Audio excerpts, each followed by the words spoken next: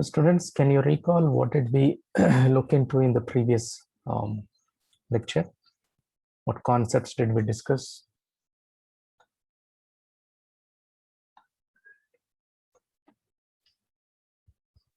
Yes, can someone help me recall?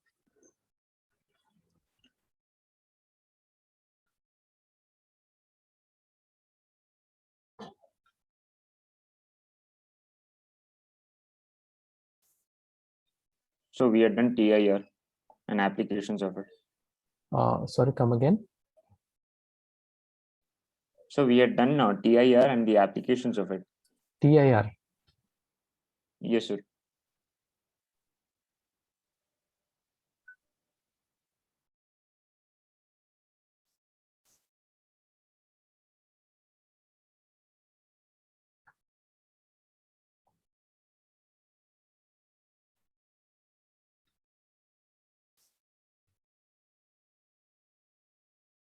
Did we look into this space division multiplexing? The parity, I think we had finished, isn't it? Right? So odd parity and even parity, right, was the one which we were discussing in our previous session. So if it's an even parity, okay, if there is a single one, then the parity bit goes high to make it even. So this is including the parity bit.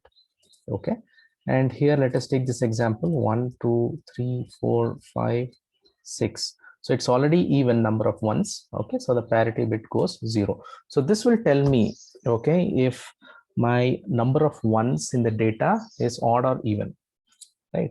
So even parity will actually make the number of ones to be even, including the parity bit, and odd parity will make the number of ones to be odd, right?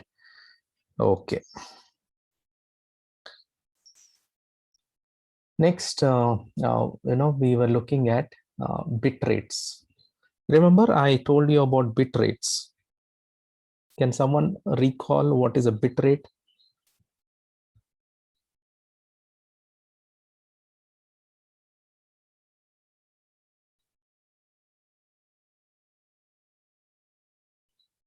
What is a bit rate? I had given you some examples also.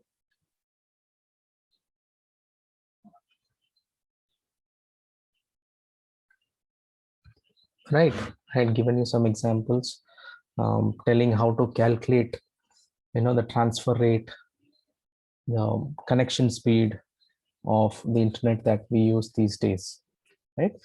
So bit rate is nothing but, how many number of bits can be transmitted in a second. So more information, if more information gets transmitted, then it means the connection is faster, right? See, because I need to have a bigger bandwidth, right? A larger bandwidth. So if I need to have a larger bandwidth, it means that, more number of bits can be accommodated. So ultimately, if I have a higher bit rate, right, it is also telling me that the bandwidth is high, and also it can accommodate more data, and the speed is going to be good, right? So this was about the bit rate. So let us just look into it. Bit rate, as the name implies, describes the rate at which bits are transferred from one location to another. So this is referring to the source to destination, right? So for example, now your Wi-Fi routers can be the source at your home, and your connected devices could be your cell phones, your tablets, or your laptops, right? So these can be your destination devices. In other words, it measures how much data is transmitted in a given amount of time. Bit rate is commonly measured in bits per second, right? So bits per second. So this can be based on how many number of bits. So it becomes kilo, becomes mega, and giga, right? So these days, what are the data transfers happening? Can someone help me? What are the data transfers that we usually see these days? Is it in kbps or mbps or gbps? Mbps. All Good. this, sir. Yeah. Everything. Yeah. So, you say everything when, you're connected to an edge, then it becomes edge or GPRS, then it becomes a kbps. When you're connected to a 3G network or 4G, then you can experience Mbps. And these days, 5G networks, as I was mentioning, a lot of research is happening, and a few places implementation also has happened, and it's in the phase of getting it fine tuned. So here you can expect speeds in Gbps. Okay, right. Now let us see a small problem here. Okay, I hope you have your calculators handy. A communication channel has an information capacity of about 40 kilohertz with a bandwidth of 8 kilohertz. Okay, calculate the expected signal to noise ratio. Okay. So before we solve this problem, can someone tell me what is a bandwidth?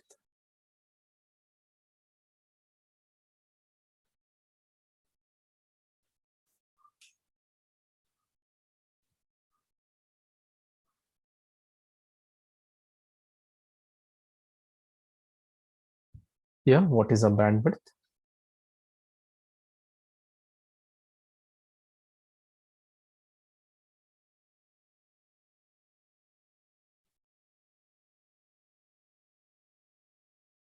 Students, I need your response. What is a bandwidth?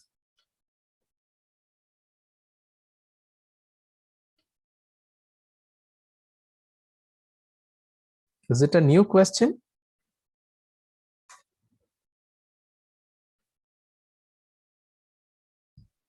So there's a difference in the frequencies at which it operates. Correct. So the differences with frequencies means it's going to be the higher frequency and lower frequency, right? So that becomes your bandwidth.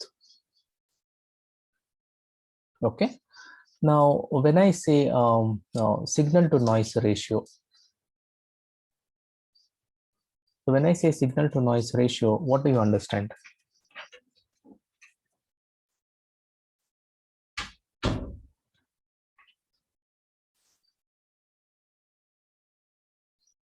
Have you come across these terms, signal to noise ratio?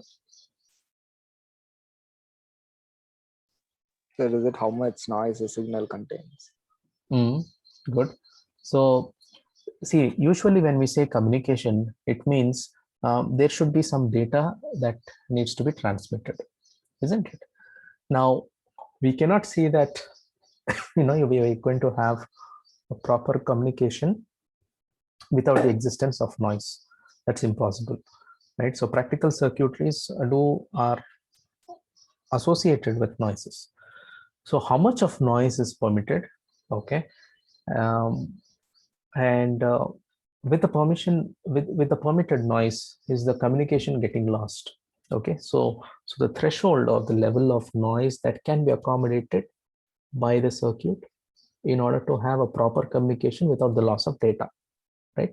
So data is also to be present, and noise also can be present at the extent of lossless communication, right? So I hope you have understood. Yes, signal to noise ratio. Let's say, for example, I have increased the noise. Then what happens? The information signal, gets reduced. The information in the data, right? The data in the information signal gets reduced. So which means, is it a worthwhile communication? Having a lot of noise and less information. Is it considered to be worth?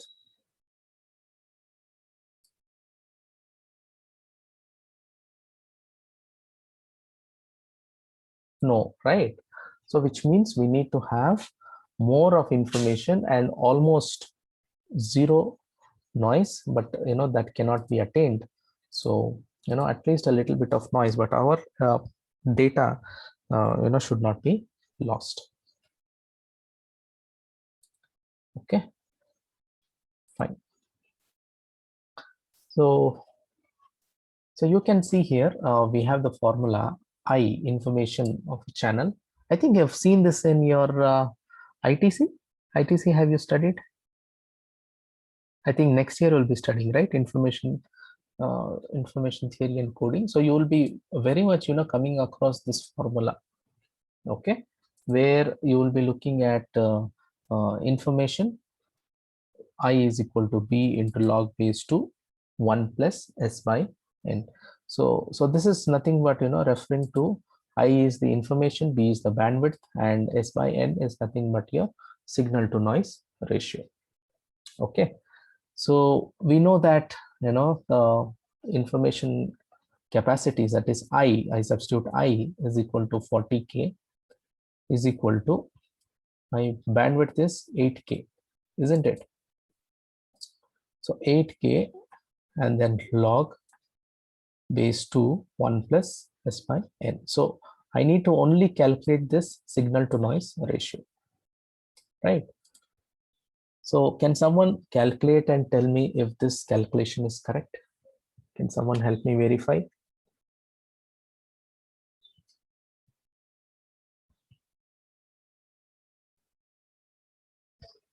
Verify and tell me if the calculation is correct.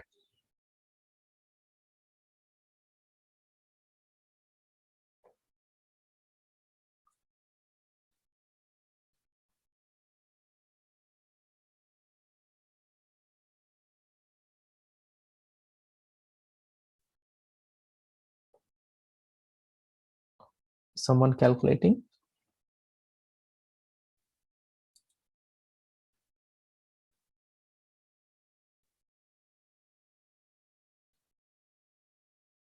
Lokesh?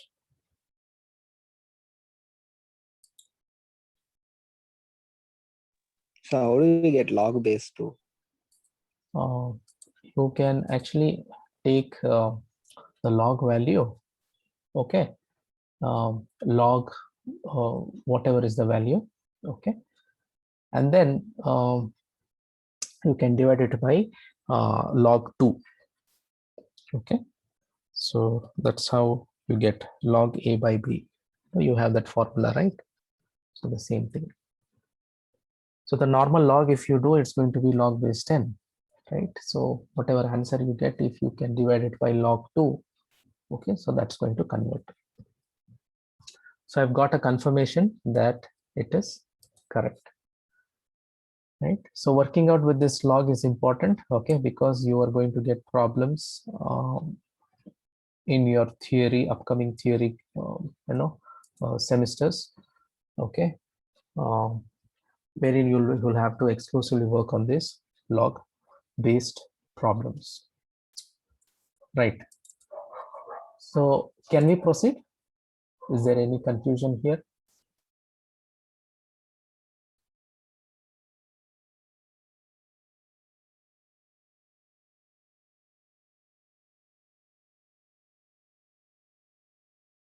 Yes, can we proceed? Rohit? Yes, sir. Right. Have you calculated it, Rohit? Have you got the value? The log part again I got confused. Could you explain? Yeah. So you calculate this value. Okay, see, whichever is possible, you try to do. See, for example, you can take this 8 here. So what it becomes, this 10 raised to 3, 10 raised to 3 gets cancelled, and it returns me the value 5, right? So log 2 1 plus S by N is equal to 5, right? Then now what you can do is, you need to calculate this, keep this 1 plus S by N, okay, and you can make it, you know, to, yeah, just a moment. You have your calculator with you? Yes, sir. Okay. Sayan, I think you have done it, right? Yes, sir. Yeah. So you can take this as the log comes here. So this becomes 2 raised to 5, right? So 2 into 2 into 2 into 2 into 2 into 2. Yeah. So when I take it this side, so you can take it as 2 raised to 5. So there are some log based rules which you have to look into. Okay, so 2 raised to 5 gives me 32. S by n will be remaining here, and minus 1 goes this side. So it helps, it gives me or throws me the value 31. Is that right, Sayan? Yes, sir. How have you calculated? The same way, or you used any other The method? same way. The same way. I used the same formula and I got it as 32 minus 1. Fine. Okay. Rohit, I think you have understood. Yes, sir. Yes, sir.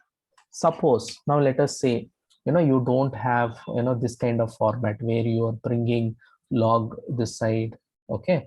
So in that cases, if I have to calculate log base 2, okay, so let us say I have a number 30, okay, and I have to calculate log base 2 for that. So what you can do is log 30, okay, divided by log 2. Okay, so that is going to give you 4.9, right? So if you want to calculate it from one base to another base, this is log base 10, right? So if you want to convert it to log base 2, then you have to divide it by log 2. Okay, so in this case, since we are taking it on the other hand, okay, so it becomes 2 raised to 5. So just look into the logarithmic rules and you'll be able to understand log A plus log B, log A by B. Okay, so all these rules you'll be able to understand. If possible, I will try to revise this logarithmic rules in our next session. Will that be fine, all of you? Or will you look into it by yourself?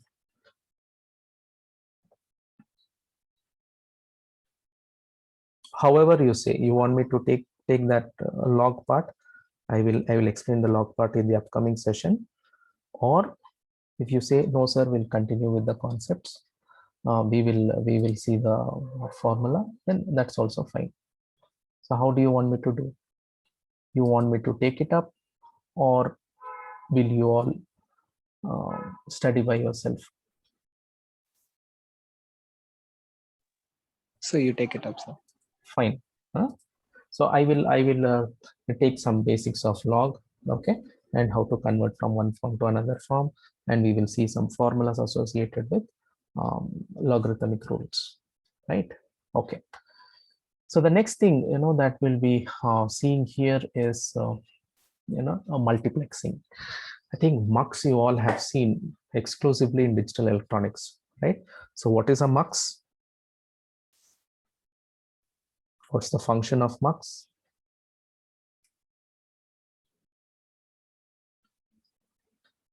Yeah, come on, it's not a new concept, right?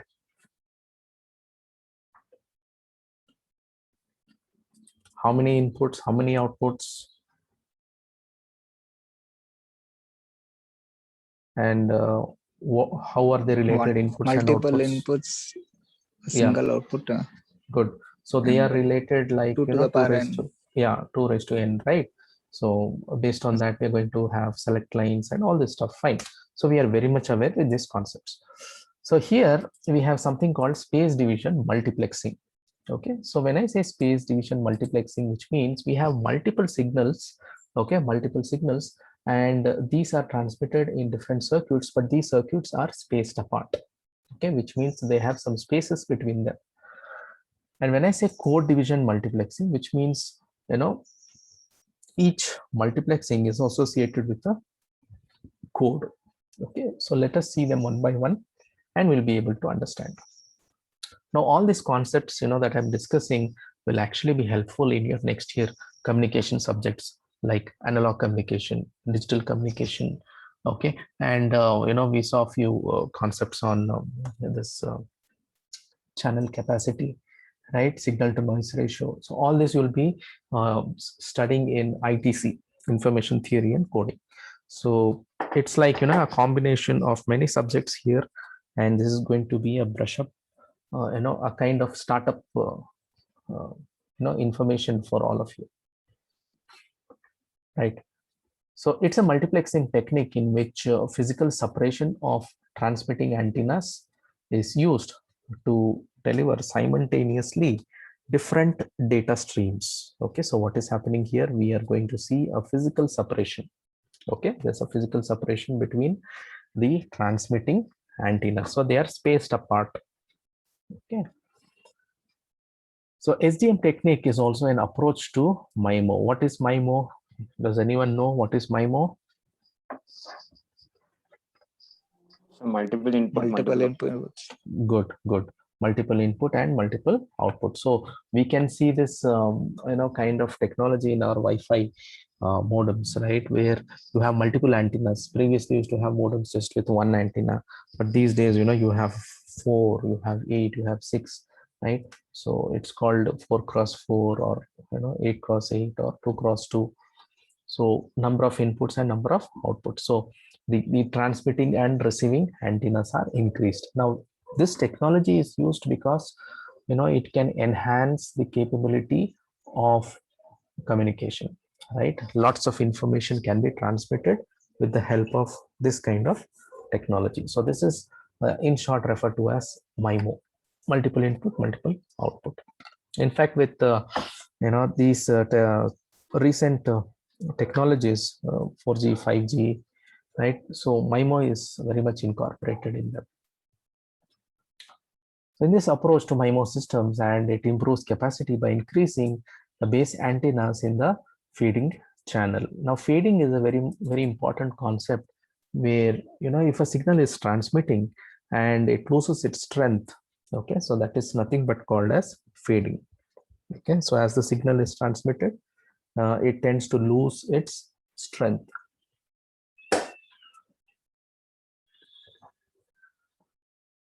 So we have an algorithm called BLAST, okay, BLAST. Of course, I will not get into that.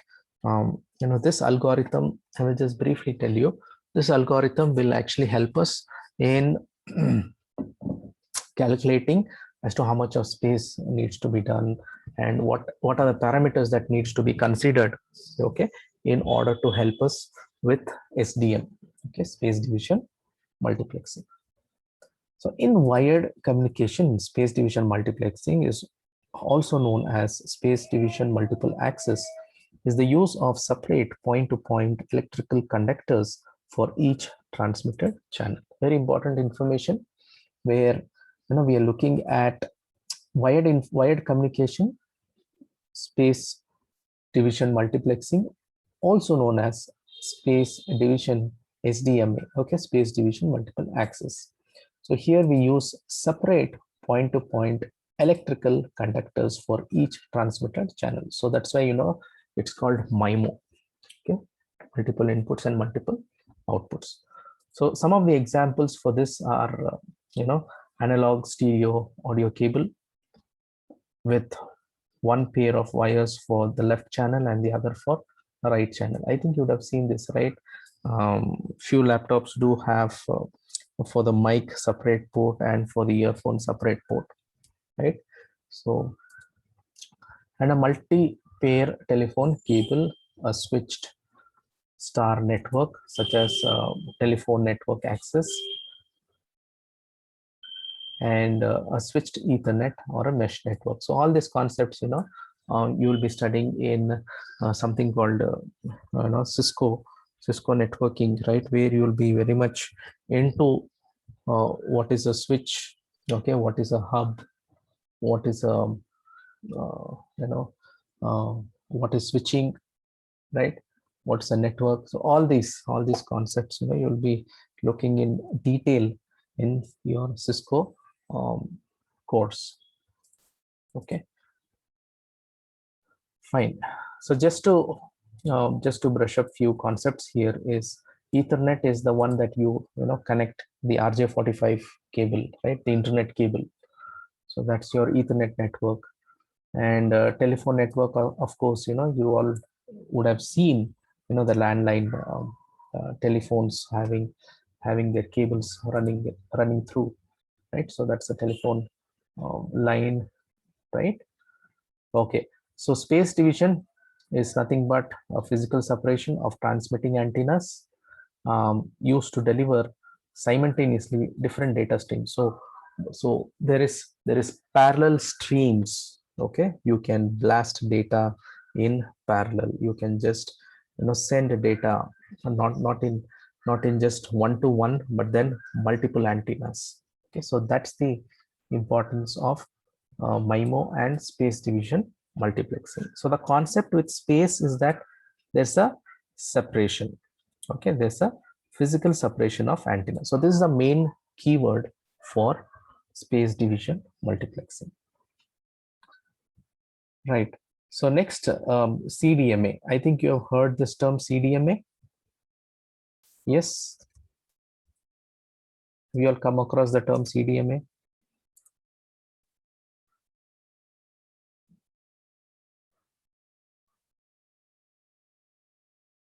Yes, no.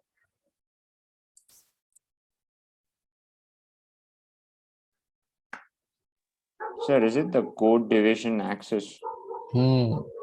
Just like how we have GSM networks, so we also have this CDMA technique, right?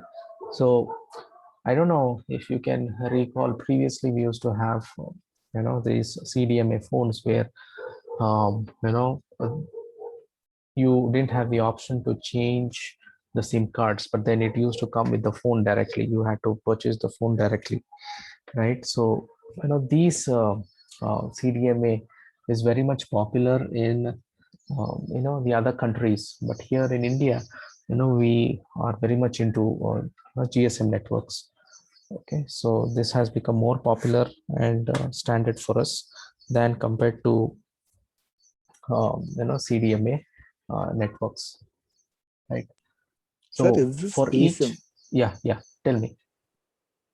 eSIM No, concept is eSIM, there. no, So eSIM also is working on GSM network. Okay, CDMA we usually do not use. Okay, um, for various reasons.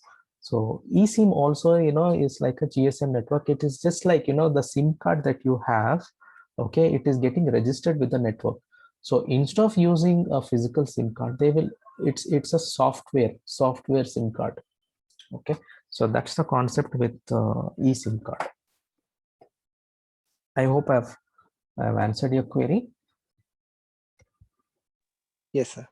Like you have seen this FPGA. You'll be writing a code and getting that executed. So you are not actually designing a counter physically, but then through software you are designing, right? So you're designing and you're simulating. So that is what is happening in the phones. Okay, so the software is working as a SIM card. Okay, the specific whatever details is required, you will have certain codes on your SIM card. If you can see right behind, you will have some code. So that code is actually the ID for your SIM card. Okay, so this ID can be not only used with the help of physical card, but then with the help of software also this can be generated, right? So that is what is the concept with eSIM card. Probably in our next session, okay, in our next lecture, I will also discuss about this eSIM card in detail, right? So wherein you can understand that concept also. That's also a very interesting concept. We will look into it in our next session, right? So code division multiple access is a sort of multiplexing that facilitates various signals to occupy a single transmission channel. It optimizes the use of available bandwidth. So each transmission, okay, or if you have to connect from one point to another, you need a code, right? So this is not time based. GSM is time based. Slots are given in the form of time, right? So if you continuously talk for about an hour or two, so it's going to get disconnected because that particular channel which is allocated to you needs to be allocated to someone else.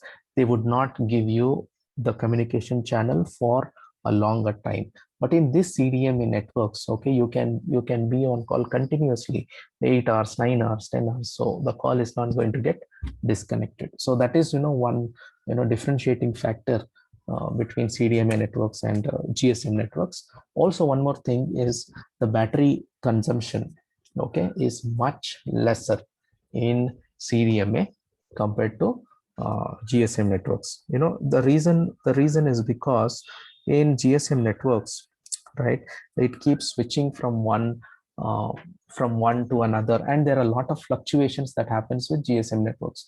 But then with CDMA kind of networks, the fluctuations are very less. Okay, so without your knowledge, your phone will be your cell phone will be communicating with your tower, okay, exchanging information, okay, requesting for services, and then granting a request happens from, you know, the network provider. So many things, okay, many this kind of exchanges do happen, okay, even though it's not visible to you.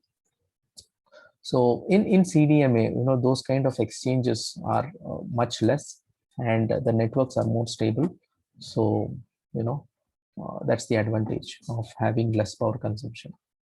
So the technology is commonly used in ultra high frequency cellular telephone systems. CDMA system is very different from time and frequency, as I mentioned, right? So this is code based, and whatever networks that we are using right now, the GSM networks, are time based. Okay, so your channel is allocated for a certain amount of time. That's it. After that, your call gets disconnected. You need to reinitiate the call for a new channel to be allocated for communication from point A to point B.